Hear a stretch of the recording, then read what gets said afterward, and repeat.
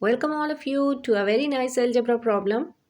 If x is equal to x divided by 3, then we have to find the value of x. So let's get started and see the solution. It is given that x is equal to x divided by 3. So we are going to subtract x divided by 3 on both sides of the equation. Subtracting by x divided by 3 on both sides. So we get x minus x divided by 3 is equal to x divided by 3 minus x divided by 3. This left hand side will be written as it is, and on right hand side this negative and positive x divided by 3 cancel out. We are left with 0.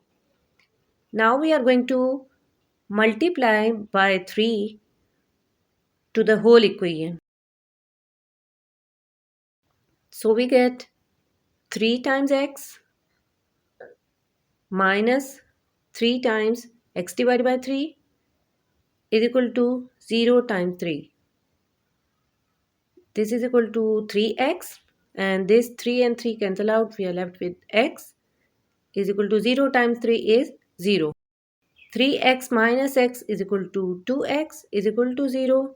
We are going to divide by 2 on both sides. So this 2 and 2 cancel out.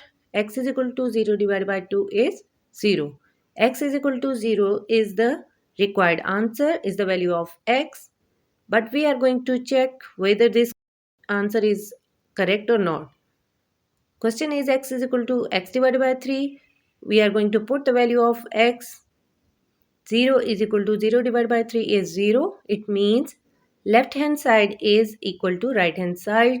So the value of x is equal to 0 is the correct answer. Hope you like the solution. Please thumbs up. See you in the next video.